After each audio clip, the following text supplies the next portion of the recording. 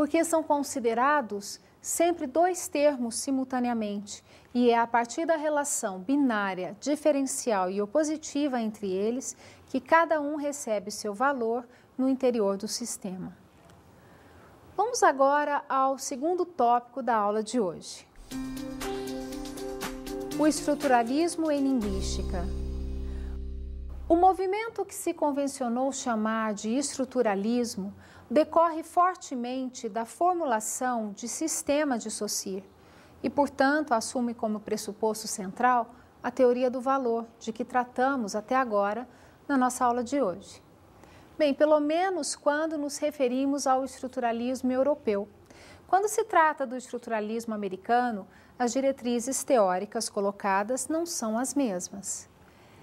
É nesse sentido que José Borges Neto afirma em seu livro Ensaios de Filosofia da Linguística que é possível reconhecer no estruturalismo em linguística dois submovimentos: o estruturalismo europeu e o estruturalismo americano.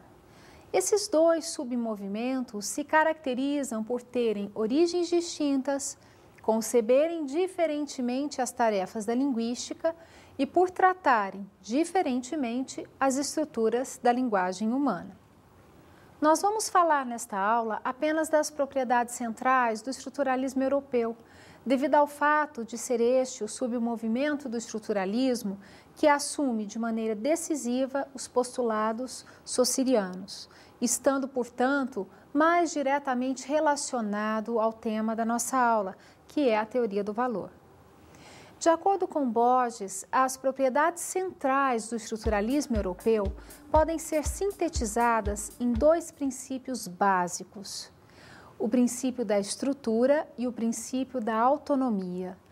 O princípio da estrutura postula que as línguas são estruturadas no sentido de que os elementos que compõem uma língua só podem ser propriamente caracterizados a partir da organização global em que se integram.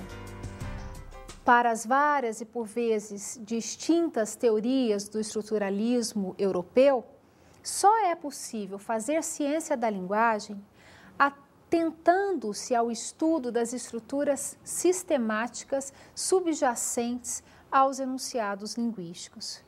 Mais que isso, para o estruturalismo europeu, só é possível fazer ciência da linguagem assumindo o postulado de que as unidades, os elementos que compõem o sistema, não são independentes do sistema e só podem ser identificados como unidades no próprio interior do sistema.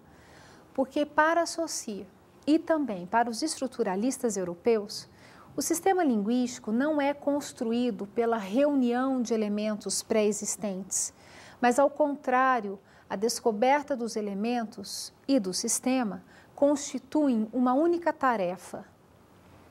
O princípio da autonomia, por sua vez, outra propriedade central do estruturalismo europeu, está relacionado ao postulado já formulado no curso de Linguística Geral de Saussure, de que o único e verdadeiro objeto do estudo da linguística é a língua, considerada em si mesma e por si mesma.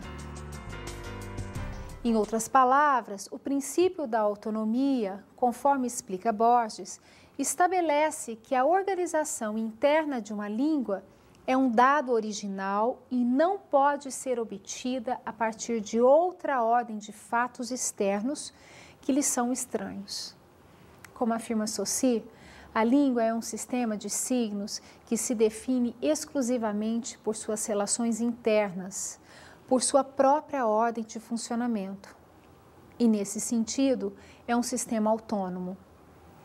O princípio da autonomia, em alguma medida, está presente também nos estudos do século XIX, mas, sem dúvida alguma, é assumido de maneira bem mais radical por Saussure. Esse princípio é o ponto crucial a partir do qual se realiza a ruptura com estudos linguísticos que concebiam o estudo da linguagem como uma prática auxiliar para outros estudos, como é o caso da crítica literária, que não se interessava propriamente pela teorização sobre a linguagem, mas pelo valor literário das formas linguísticas analisadas. A linguística, então, a partir dos estudos histórico-comparatistas do século XIX, ganha um ponto de vista próprio, não subordinada a outras áreas do conhecimento. Entretanto, Saussure, além de assumir o princípio da autonomia, ainda conjuga esse princípio ao princípio da estrutura, o que o opõe aos estudos histórico-comparativos. Todas as escolas estruturalistas europeias, que em maior ou menor grau descendem do pensamento de Saussure, também conjugarão esses dois princípios, o da autonomia e o do sistema, o que acaba por caracterizar a essência não só do pensamento saussuriano, mas também de todo o movimento estruturalista europeu. Então, qual a incidência da noção de sistema, tal como formulada por Ferdinand de Saussure, no estruturalismo europeu, no chamado estruturalismo europeu, não é?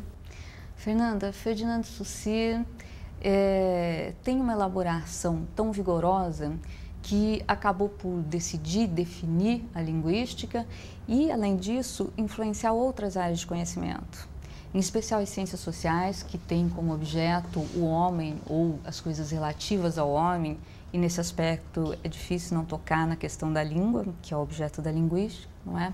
E assim, algumas áreas, especificamente a antropologia e a psicanálise, mais do que qualquer uma, elas foram tocadas fortemente pela noção de estrutura de Saussure, mais especificamente a noção de sistema, que foi consagrada mais tarde como noção de estrutura. Nesse aspecto, nós temos então o antropólogo Claude Lévi-Strauss. Entre 1934 e 1939, foi professor na USP, aqui no Brasil, não é? Essa informação, para mim, ela é interessante justamente porque em 1939, ele, exilado, vai para os Estados Unidos e lá se encontra com Jacobson e com Matoso Câmara, não é? Eu tive a oportunidade de ler alguns cadernos do Matoso Câmara, fazendo as anotações dos encontros dos três, não é? Para discutir justamente teoria sobre a língua, a teoria sobre os povos, não é? E todos eles pautados numa única reflexão, a reflexão saussuriana e a teoria do valor. Era esse o ponto a partir de onde eles iriam fazer uma reflexão sobre a língua e o homem, não é?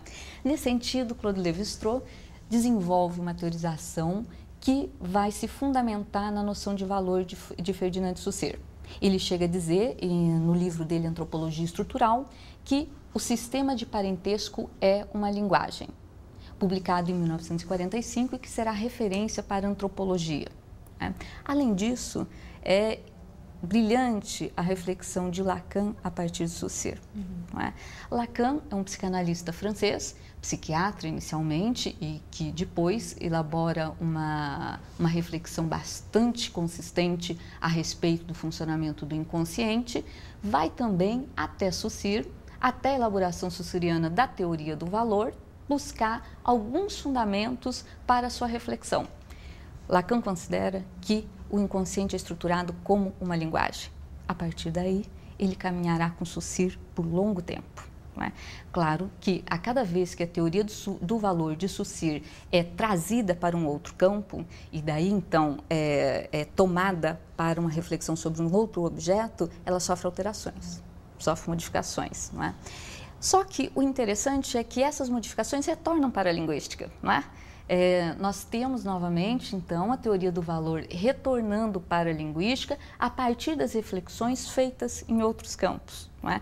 E eu gostaria de lembrar Amado Alonso, um linguista que traduziu para o espanhol o Ferdinand de Saussure e que muitas vezes ele diz que, aliás, ele diz logo no início do prólogo dele ao curso de Linguística Geral, que Ferdinand de Saussure, ele é inovador e por isso ele tem todo o mérito, mas mais do que isso, ele tem o mérito de ele inspirar novas pesquisas. E nesse aspecto, a teoria do valor tem tanto seu mérito pela consistência que ela tem, mas como pela fecundidade que ela tem e possibilidade de conseguir sustentar outros trabalhos. Eliane, muito obrigada pelas contribuições, pela sua disponibilidade, foi um prazer. Fernanda, é sempre um prazer falar sobre Saussure e eu que agradeço o convite. Muito obrigada.